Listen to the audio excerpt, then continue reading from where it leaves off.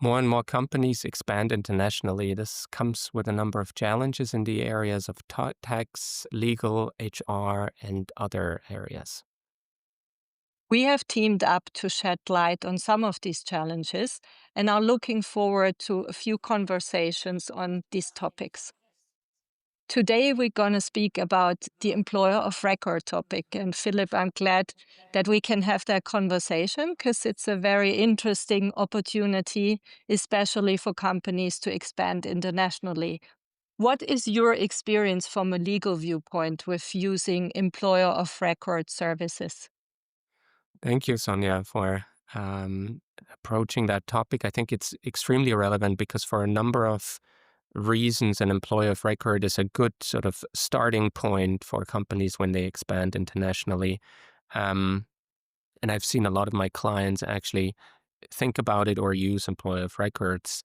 From a legal standpoint, you want to make sure that your employer of record service provider really knows the the jurisdictions where they Hmm. offer you the service, that they're familiar with the laws there. And some of the global providers I've seen not excel in that area. They sort of have their global um, system and they want to impose it wherever they're active, but then they miss out on nuances in a specific jurisdiction, which all of a sudden makes that they're creating some risk for you.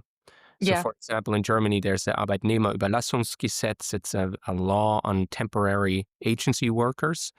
And if a global EOR service provider doesn't take that into account, they may risk for you that you lose your workforce after 18 months because it's limited in time, and or you create a permanent establishment risk. There could be different pitfalls if the Hmm. EOR service provider is not familiar with the laws in the Yeah. jurisdictions where they're offering their service. Right. Well, absolutely. Really important point. And in my HR practice, I've seen that as well. So it's good to do a very proper due diligence on who you select as an employer of record provider. I've also come across the situation that the employer of record providers, they often use a subcontractor in the different countries. And that might bring you into the position that you're not just dealing with the employer of record provider, but you're also dealing with the subcontractor. And for a new employee, this can be quite frustrating if they have to deal with you as the company, with the employer of record provider, and with the subcontractor and fill in forms for all of these. So it's worth checking, in my view, whether the employer of record is using a subcontractor in the country where you want to expand to. And Interesting. one more aspect that I've also seen, and since we're both working with startups as part of our clientele, it's really important to be aware that employer of record companies charge upfront a deposit. It's not uncommon that it's 3 months of salary, which they will keep until the end of the employment.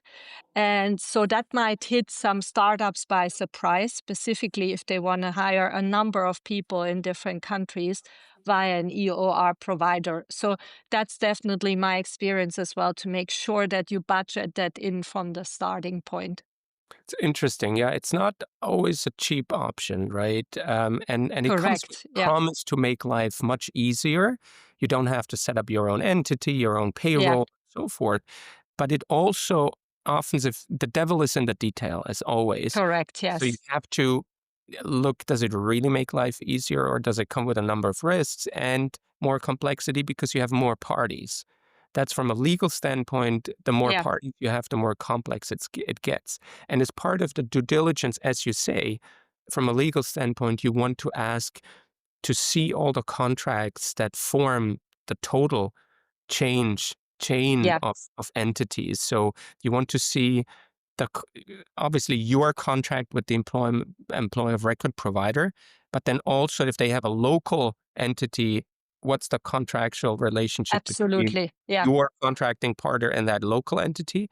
And then you also want to see the employment agreement, usually a template they use for all their clients, the employment agreement between your workforce and the employer of record service provider.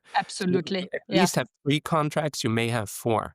Hmm. And you wanna look at them and make sure they align with the role, the specific role, of that workforce, with your own internal policies, and with your idea about how the relationship should go. Um, Absolutely. Important No, point. fully agree. And the admin effort, especially if you're new to this employer of record service providers, is quite high in the beginning until you have found a provider of choice. And I would also recommend to eliminate that admin effort as much as possible in the longer run to really stay with one provider for different countries. If you're a global company, then choose one, do your due diligence upfront, and then stay with that provider because you're going to reduce costs, but also the admin effort gets less. And probably on the legal side, you're familiar with their contracts a lot more. So that would definitely be my recommendation. That's a very interesting point. So basically, don't only think about the first country or the first Yeah, countries where you want to expand to. Think about your longer term plan and check as part of your due diligence when you select an EOR provider, can they cover all the countries we want to go to in the exactly. mid and longer Absolutely. term as well. Interesting. Absolutely. Yeah. Well, I highly. think, in my view, it's still a good choice to do employer of record services, but obviously, as we've now outlined, there are risks to it from a legal side, from a HR side. There is a lot of administration involved, but it's not something that's impossible. I think it's just to be aware of these pitfalls. And since we've both worked with employer of record providers, we've also seen the benefits, I believe. And obviously, sometimes you need to be fast in hiring in a new market. Recruitment processes can take a lot of time. Then you don't quite know yet whether the new hire works out or not. You need to train them first. So it can be quite a lengthy process. And I think startups often, at least what I've seen lately, they want to start immediately. So they want to be in a new market. They decided to be there and expand there. And then they need the people on the ground ASAP. I think in such cases, employer of record services are a very good option to consider. I agree because the alternative, setting up your own structure, or even if you work with an with a payroll provider only, but you Yes. still need to employ, so you need an entity there, and the tax implications around that, Hmm. all of these sort of strategic decisions as well, they're hairy too, right? So it's Yes. not like employee of record is complex and the alternative is not.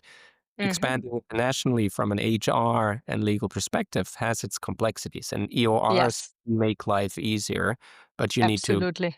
choose wisely, as with Yeah. everything. And ideally, Absolutely. with someone who's worked with EORs before. Yeah. No, fully agree. Thanks a Great, lot, Philip. Was an interesting conversation today. And great. yeah, we're Thank going you. to connect soon again on the next international expansion topic. I look forward to it. Bye. Have a good day. You too.